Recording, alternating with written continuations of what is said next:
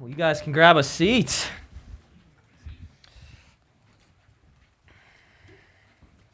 So I was born in 1983. 1983. That means I'm getting real close to hitting that magic 4-0 here, coming up not too far away. Excited about that.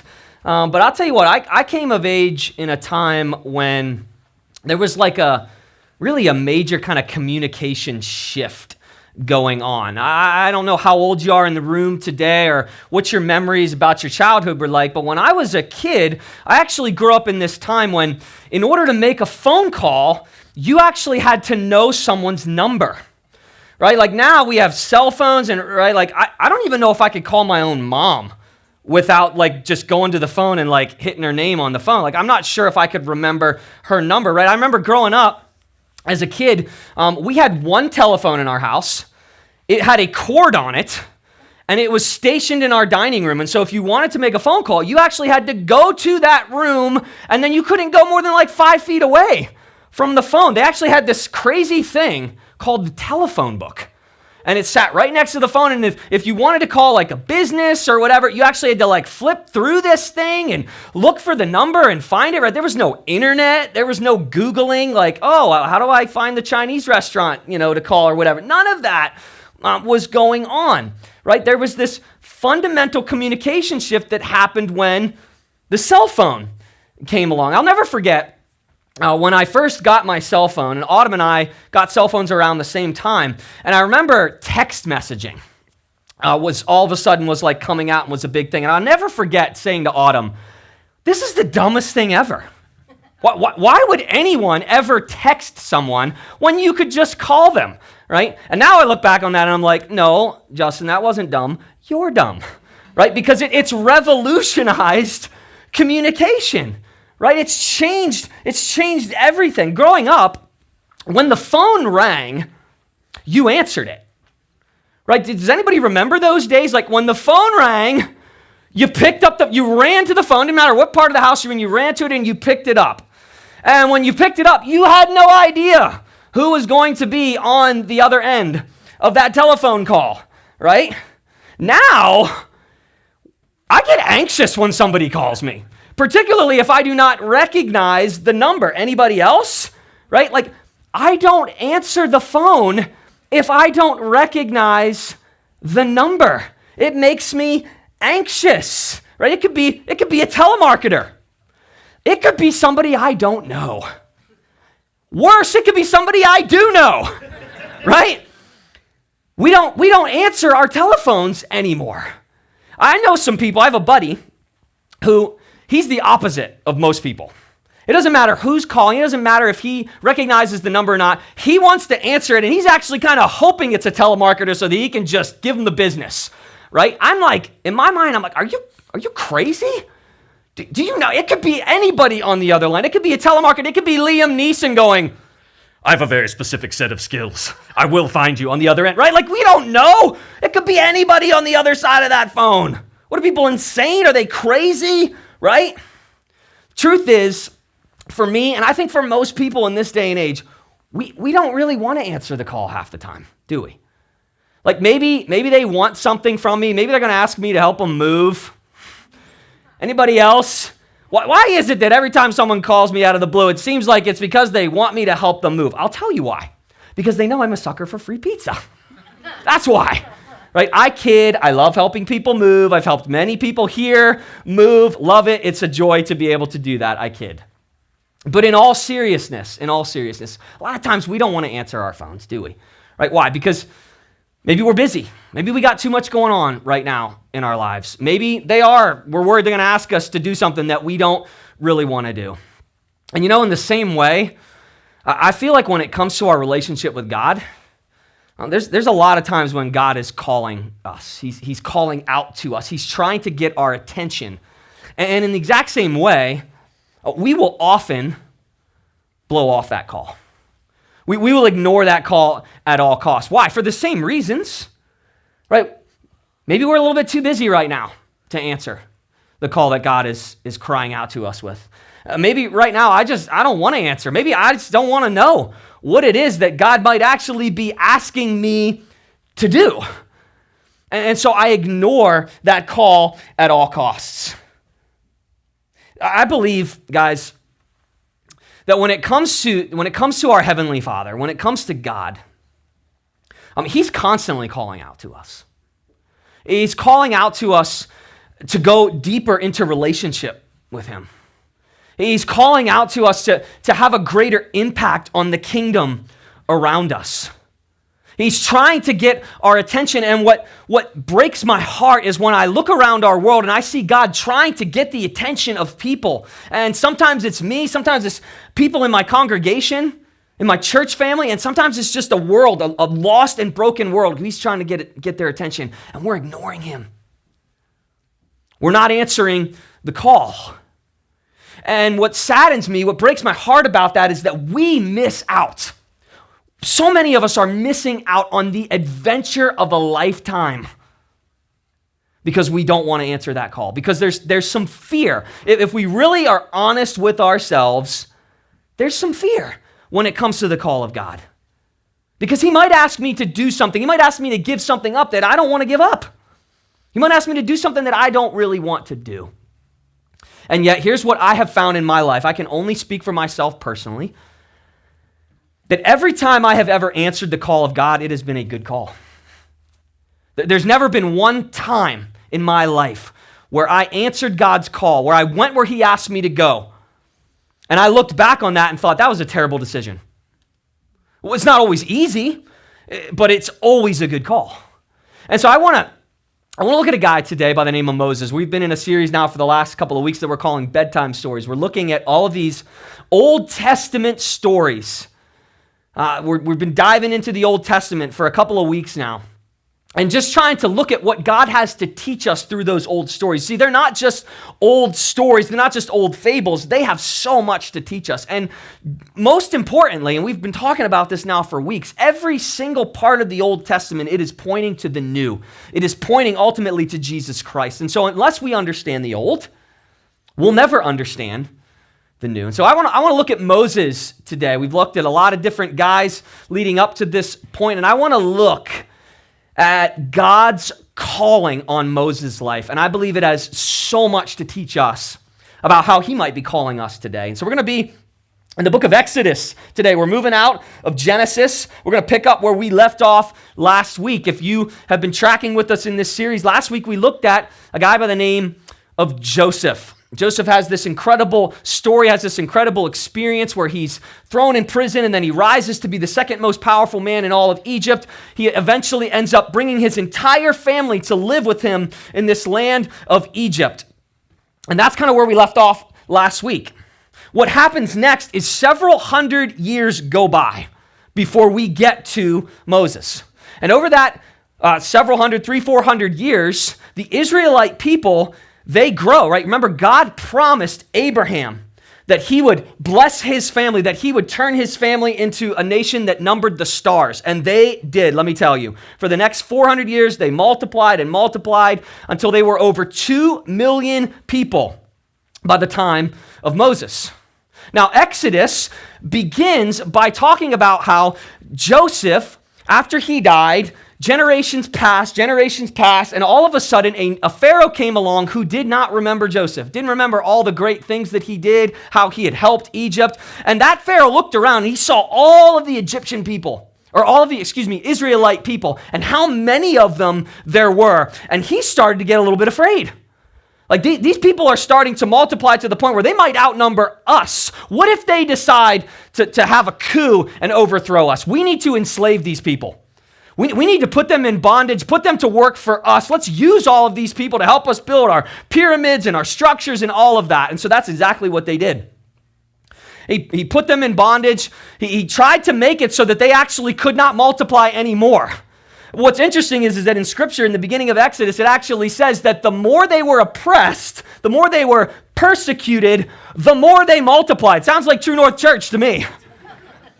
I mean, every time I turn around, there's a new baby popping out around here. It's awesome. It's an amazing thing, right? And so Pharaoh is doing everything he can to try to oppress these people, but they're still growing. And so Pharaoh decides to do something unbelievably evil. He decides to kill all of the baby boys that are born under the age of 2. And so he goes around, he starts rounding them up. One of those baby boys happens to be Moses. Now, credit to Moses' mom. She's like, no way, that ain't happening. There's no way I'm letting my little boy get killed by the Egyptians. And so what she does is she hatches this plan. She makes this basket. She puts him in the basket and she puts him in the river. She tells Moses' sister to follow the basket as that basket kind of floats down the river, praying that somebody with some power and some influence is going to scoop him up. And you know what? That's exactly what happened. Moses in that basket ends up getting taken in by the Pharaoh's daughter. Her servants find this baby floating in the river. They bring Moses to Pharaoh's daughter, and she raises him as her own son. And for the next 40 years, that's a long time. I think sometimes we think of Moses and we think, oh, he was like, 18 or 19 when he left Egypt. No, 40 years he lives in Egypt. Live in that culture, live in the palace life. I mean, it's a good life for Moses for all intents and purposes. The problem is that Moses knew who he was. It doesn't say in Scripture how he knew, but it's obvious from the rest of the story that Moses knew he was a Hebrew. He knew that he was not an Egyptian. And so when Moses would walk the streets of Egypt, and he would see his people being oppressed, he would see them being enslaved and beaten, it angered him. And so one day, Moses is out, he's walking the streets, and all of a sudden he comes upon this Egyptian slave master, and he is just beating the snot out of one of his Hebrew brothers. And Moses loses it. I mean, he goes ballistic on this guy, and he beats him to death. He takes his body and he buries it in the sand, hoping, praying, nobody has seen what's happened. He goes back to the palace and he kind of just begins to go back to his life.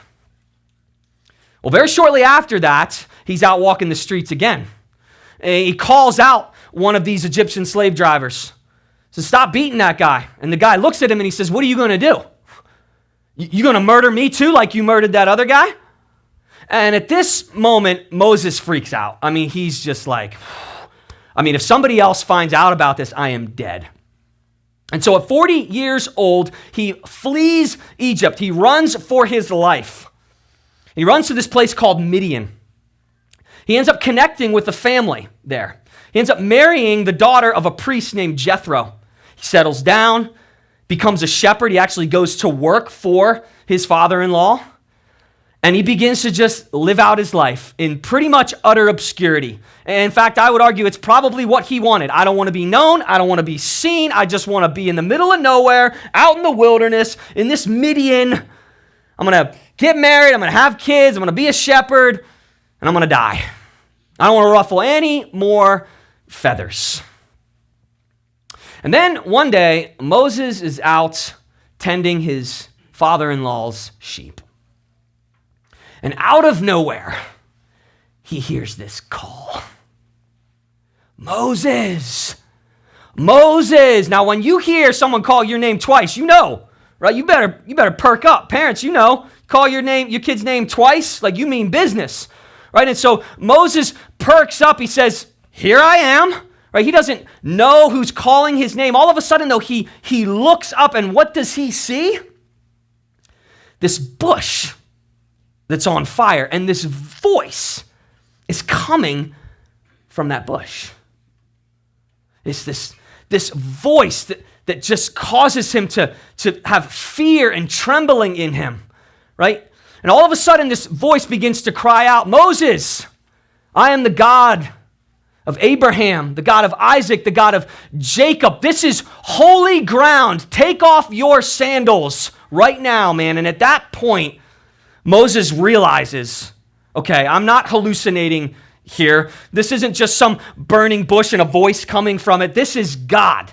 This is the God of my fathers, the God of Abraham, the God of Isaac, the God of Jacob, and he is talking to me. He is calling out to me directly. And so next what happens, and I think, man, I'd probably be in the same boat. It says Moses hid his face because he was afraid to look at God. I think sometimes maybe some people have interpreted this passage and maybe interpreted it incorrectly. We look at that and we think, why was he afraid? I mean, that's not a good thing, right? Now, I think it was actually a really important thing for Moses. Because what it's showing is it is showing a reverence for who he was in the presence of. Moses got that immediately. This is God himself, the creator of the universe, Lord over all, the one who put breath in my lungs. He could, if he wanted to, end me. And I got to imagine, maybe in the back of his mind, he's thinking, I'm a murderer. I know that's no good. I know that's not cool. And so Moses hides his face. He was afraid to look at God. What happens next probably shocked Moses. God does not smite him down, bring a lightning bolt down on him and end him. No, he says, Moses, I have a mission for you. I have a mission for you to go back to Egypt and free my people, free your people. They have been in bondage far too long, hundreds of years now. And I need you to go there. I need you to have a conversation with Pharaoh. I need you to tell him that these people are no longer going to be enslaved to you, and we're going to bring them out of there. We're going to set them free. Now, if it's me, I'm probably going, okay, this is God, right? God of the universe, creator of all. Okay, God, let's do this. That's not what Moses does. Not at all, not even close.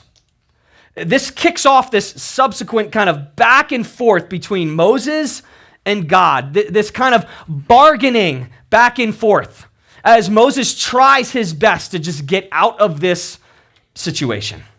Remember, of all the places that God could have asked Moses to go to, I mean, he could have asked him to go anywhere. To ask him to go to Egypt was literally his worst nightmare. That is the last place, right, that he wants to go back to. And so what does he begin to do? He begins to make some excuses. He starts with this one. How about this in Exodus 3:11? He says, who am I that I should go to Pharaoh and bring the Israelites out of Egypt? In other words, God, I do not want to answer this call. Nope. I'm not interested in this. You got to pick somebody else, right? I'm nobody. I'm just this lowly shepherd, right? I'm a murderer. It tells us in Scripture that Moses was not articulate or eloquent in any way, that he was actually a stutterer. He had a major issue with how he spoke. He was insecure about that. And so his first response is, you got to send somebody else. And I love God's response here in this moment. He simply says, I will be with you.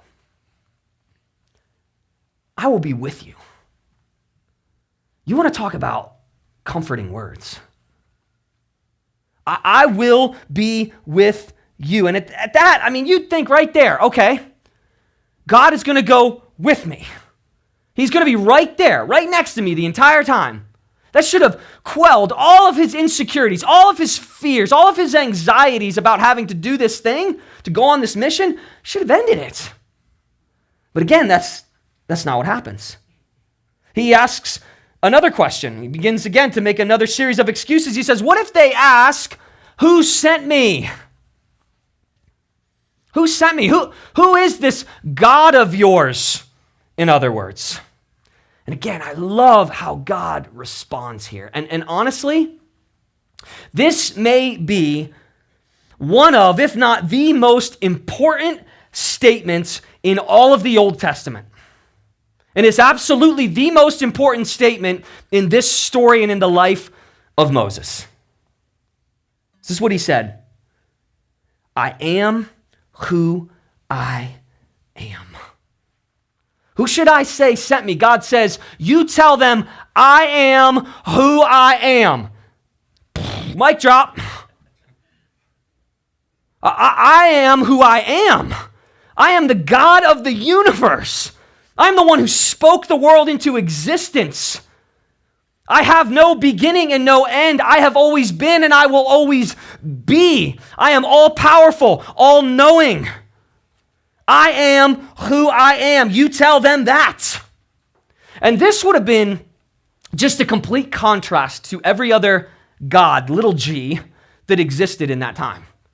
Right? In those days, God's kind of had dominion over certain aspects of creation and aspects of life, right? You had the God of fire and the God of earth and the God of wind and the God of love, right? And you could just go on with all of these different gods, right? This God, the one true God, big G, says, no. I am who I am. I am the only God. It is me and me alone, and there is nothing else. You tell them that's the one who is sending you. And at that, he gives these instructions to Moses. Very specific, here's how I want you to do it. He even gives him the outcome. Here's what's going to happen if you do that. And Moses still continues to make excuses. He says, what if they don't listen? God says, okay, let me show you something here. Right? I just told you I am who I am. I am all powerful. I'm all knowing. I am everything that you need. Take your staff there, your little shepherd staff in your hand. Moses, I want you to throw it on the ground. So he did. He throws it on the ground. God turns it into a snake. Boom, just like that. And then back to a staff. He says, Moses, take your hand. Put it inside of your cloak.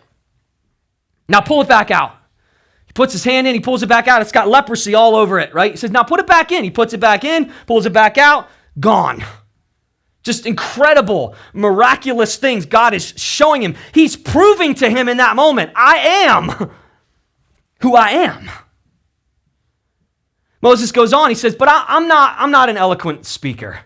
Like there's got to be somebody else. There's got to be somebody more articulate than me that you can send on this mission. There has to be somebody better. I love this. Exodus 4:11 and 12. It says, the Lord said to him, who gave human beings their mouths? Who makes them deaf or mute? Who gives them sight or makes them blind? Is it not I, the Lord? Now go, I will help you speak, and I will teach you what to say. Do you not understand, Moses? Do you not understand that I am who I am? If I'm going with you, you have nothing to fear. Go. And so after God does everything he can to help Moses trust, Moses says this. Moses, he's got some courage, honestly. He's got a lot of fear, but he's got some courage, because listen to what he says to God. After all of that, Exodus 4:13, he says, pardon your servant. Please send someone else. Please send someone else. This isn't my calling. And at that, God got angry. His patience had worn out. He had given Moses all of the signs, everything he needed. It says that God got angry, and then he said this next. He said, all right, fine. You don't want to go alone. You're afraid to go alone. You don't believe that you're articulate enough to handle this situation. I'm going to send somebody with you. I'm going to call on your cousin Aaron. We're going to bring him. He's a great speaker. I will give you the message. You will convey that to Aaron. He will be the one that actually does the talking. And the three of us, we will do this together. And finally, Moses relents.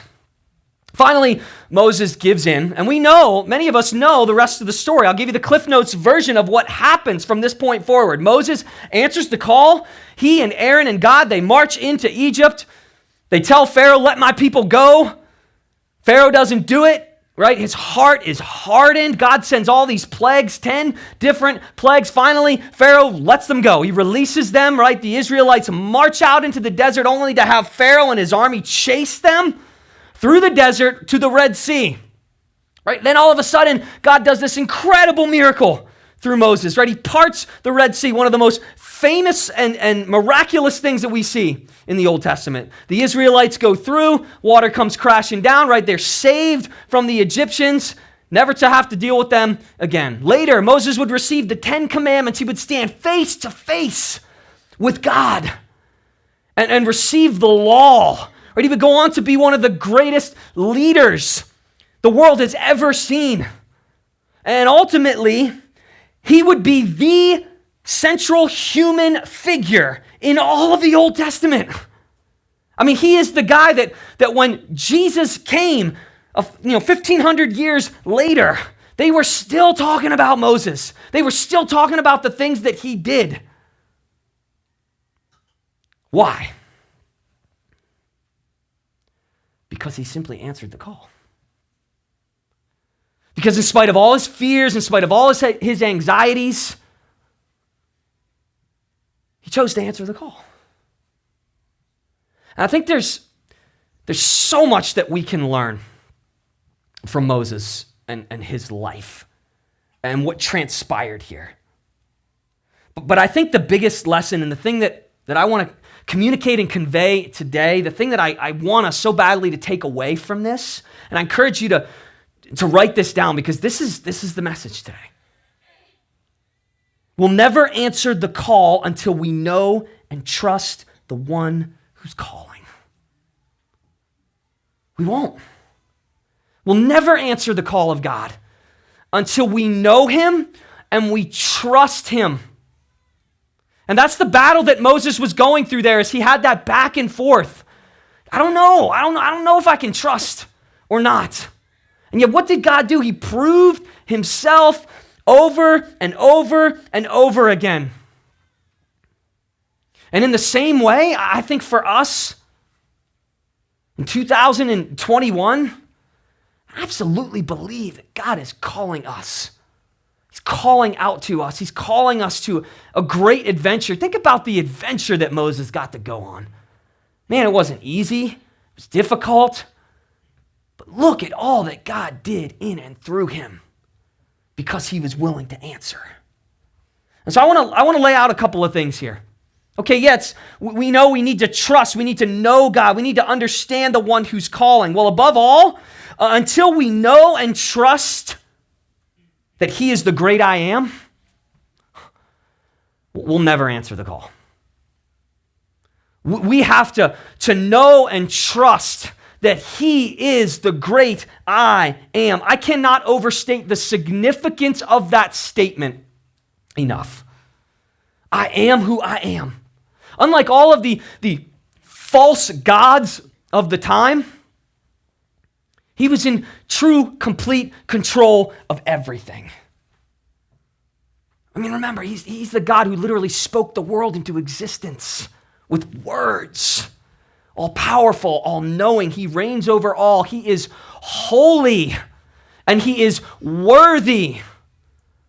And the only appropriate response to that kind of power, to that kind of dominion over us, he is the ruler over all. The only appropriate response to that, when someone like that calls you, is to answer. Think about this with me. Let's just put it in kind of everyday terms. If I pick up my phone and I see it's a telemarketer, am I going to answer? Nope, not me. If I see that it's a friend calling and I'm too busy, I'm in the middle of, writing my sermon, doing something important, I'm probably not going to answer. I might, but I might not, right?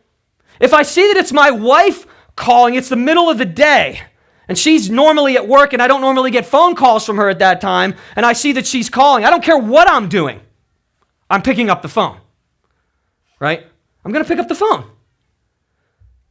If I know that the President of the United States, doesn't matter who the president is, if the President of the United States is going to call me, I block off my whole schedule for the day, right? I'm not messing around with that. This is the leader of the free world. If he's going to call me, I am going to answer the phone. And in the same way, we gotta have this perspective. The great I am who I am, all powerful, all knowing, Lord of all, creator of all.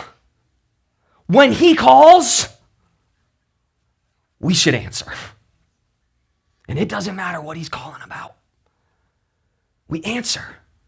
This is a deeply theological thing that we as believers, those of us in this room who call ourselves followers of Jesus Christ, Christians, I believe this is the beginning of everything. It's the start of our whole relationship with him. It's this understanding that he is holy. What did God say to Moses when he called out to him from that burning bush? Take off your sandals. This is holy ground. Do you know who you are in the presence of right now? That's the kind of reverence that we're supposed to have for our God. And in the moments when I have that reverence, I answer the call. Truth is, though, sometimes my spirit's not there, my heart's not there. And I want to be my own God. I want to make my own choices. I want to do my own thing. I want to go my own way. And when I'm in that mode, when I'm not thinking, okay, God, whatever you want, whatever you ask, because you are Lord of my life, then I don't follow. And what stinks is I know I have missed out on some amazing opportunities to do some incredible things for the kingdom because I didn't answer the call. And I don't want that. Moving forward, I don't want that, and I don't want that for you. So we need to know and trust that he is the great I am, but we also need to know and trust that his plan and his purpose is greater. It's greater. It's better than any plan or purpose that we could have for ourselves. I think Moses understood that ultimately. Now, in the beginning, what was Moses' issue? And I don't think he really thought that. I think he thought, no, I have a really nice, safe, comfortable life here. It's not sexy. I'm a shepherd, which was like the lowest of the low job that you could hold, right? He didn't really have any influence, no power, but you know what? I got a family, I got a wife, I got some kids, I got a good paying job. I'm good. Can you imagine what Moses misses out on if he doesn't answer the call? You think God would have chosen somebody else if Moses refused? God was going to accomplish his purposes and his plan regardless of whether Moses answered the call or not. But because he answered the call, he got to be a part of something unbelievable, something incredible. And if he doesn't answer, he misses out. Church, today I am imploring you, recognize he is the great I am, and he has an amazing plan and purpose for your life if you will just simply answer his call. He does. And it might not look like what you had intended it to look like. You might make less money. You might make more money. You might have less influence. You might have more influence. But his plan is better for you than anything that you could come up with for yourself. We have to know and trust he is the great I am. We have to know and trust his plan and purpose is greater. And we have to know and trust, finally, that he will be with us. He will be with you. If you will answer that call, this is the promise that he made to Moses. I mean, to me, this should have settled it. He said, I will be with you. It doesn't matter what I've asked you to do, how big or how great it seems, how impossible it seems, I will be with you. I'm going to be right there, walking with you every step of the way, and my power is going to be with you. Go. Once Moses started to believe that, God did incredible things through him. Once he actually trusted that God would be with him, I do believe it began to calm his fears and his anxieties. It began to give him confidence. Look at the things that he did. Why? Because I am was with him. I think for so many of us, we don't even ever even get to experience that because we don't go. How do we know if God will go with us if we never actually go? It's a really difficult and hard thing. And yet he says, I will be with you. I will be with you. Now, I believe just like Moses, just like God called Moses and so many others, God is still calling today. He's calling you. He's calling me. He's calling us into deeper relationship with him. He's calling us into a greater purpose and plan. He's calling us into greater influence for his kingdom and for this world. And yet I think so many of us, we got ourselves on silent, the phone is on silent, or we're just ignoring the call. What's incredible to me is, God doesn't call us anymore from a burning bush.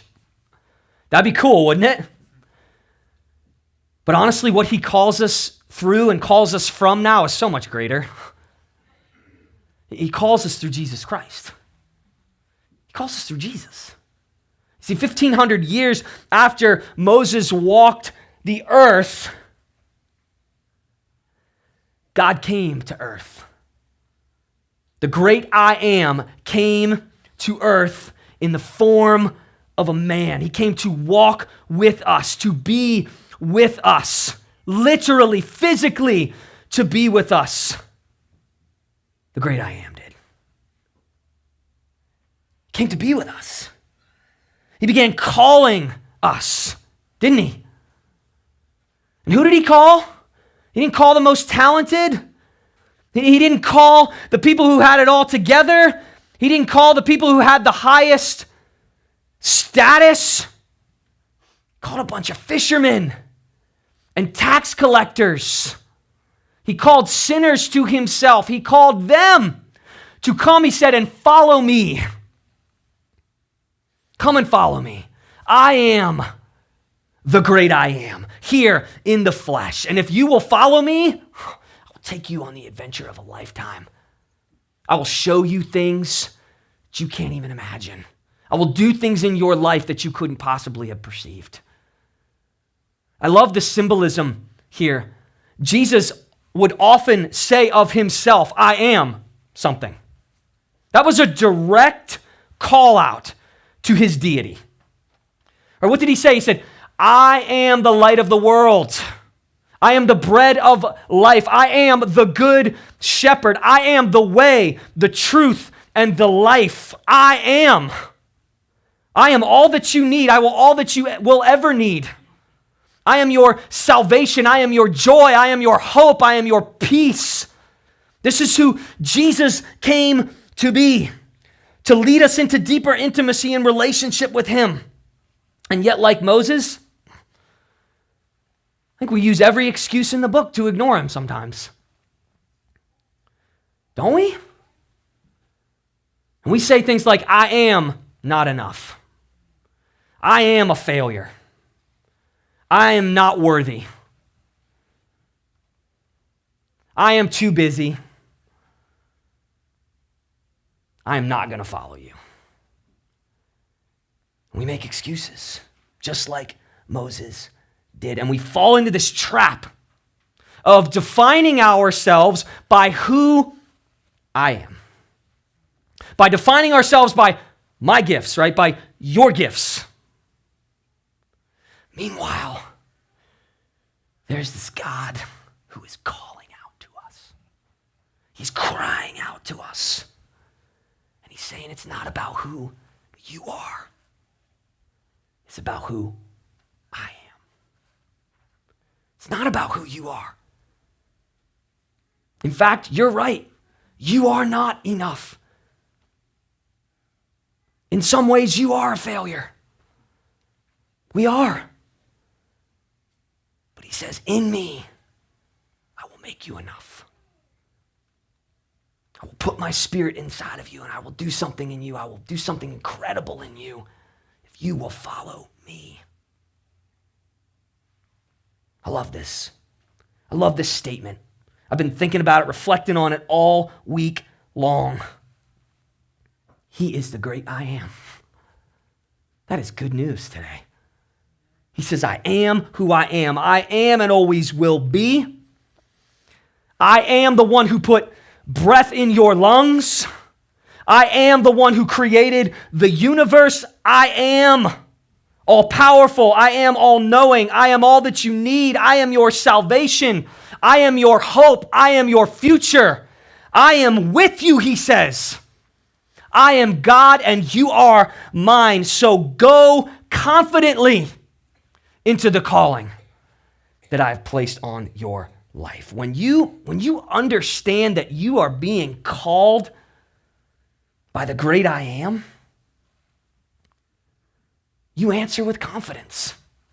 When you really believe that he can do anything through you, if you are a willing vessel, you answer with confidence. And so as we close, I don't know where you're at. I don't know where you're at as far as your connection with Jesus, connection with God, but I know the great I am is calling. He is. He's calling you. The question is, are we going to answer? Are we going to answer?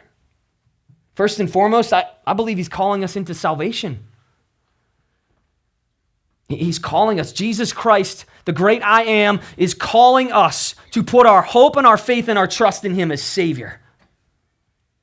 So that from this day forward, we don't ever have to worry again about whether our eternity is secure. He's calling. And what kills me is to see so many people, millions of people, just ignore that call, to refuse to see that he really is the great I am, that he is worthy of following, that he is worthy of putting your trust in. And I beg you today, if you're sitting here and you've never done that, make today the day. I am is calling you into that. He's calling us to this great commission and this great commandment to love people. He's calling us to tell and share the gospel, the good news with people. Every one of us today has someone in our life who does not know Christ, and if they died tomorrow, their eternity is not secure. He's calling you. He's calling you specifically to be the one to share that with them, to love them, to point them to Christ.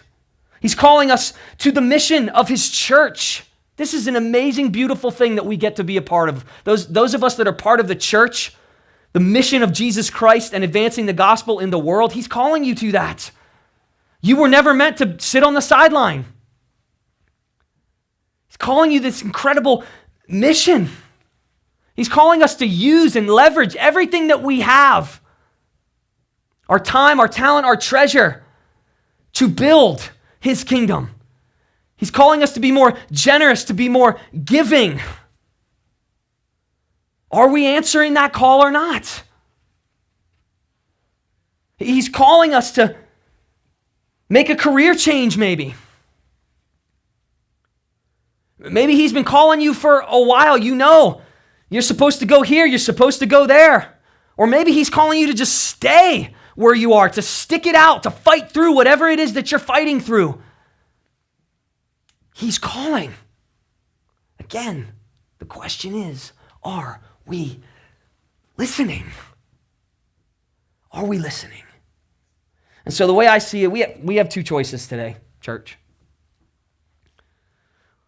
We can answer the call or we can ignore it.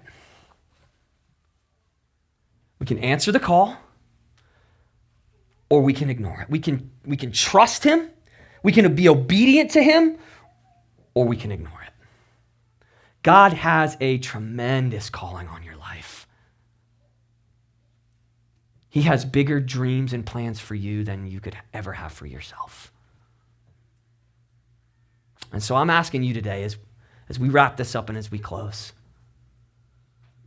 what is it? What is it that God has been calling you to?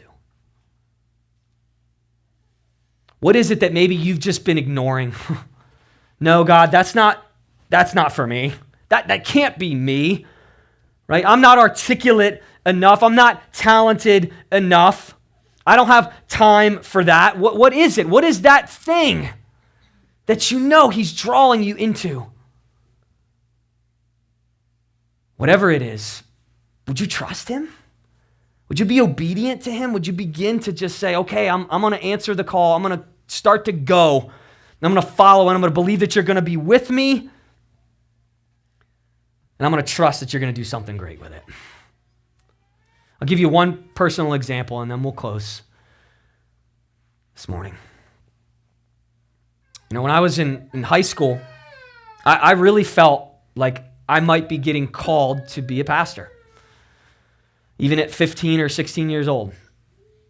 And I'll tell you what, man, I put that off for as long as I possibly could. I said, no, I'm not, that's not me. I got too messed up of a past. I'm not talented enough. I'm not spiritual enough. There's got to be somebody else to do this job. I went through all of high school. I went through most of college. And I sat at an internship before my senior year of college. And I could not ignore it any longer. And I went home and I just wept at the kitchen table with my parents. And I said, I'm not going back. I know I'm supposed to go into ministry. I've known for a long time. And I gotta submit. I gotta surrender at this point. And that has happened to me multiple times since then. And I tell you that I went from there to my first job in a local church, and then I got called to come out to a church out here, and that was a really hard decision. And I really didn't want to do it, if I'm being totally honest. And then it was, you're going to plant a church, Justin, and I put that off for 3-4 years. Nope, that's definitely not me. And yet here I stand. And I look out in this place and I see the people that I get to now call family, church family, and I look up and I go, God, your plan was so much better than anything I could have dreamed for myself. And you have been with me the entire way. Hasn't always been easy. There's some really rocky moments throughout that journey. But I'm so glad I answered the call. Been many more times in my life where I didn't, and I wish I would have. And so I say all that to say this today. You have no idea what God might do through you.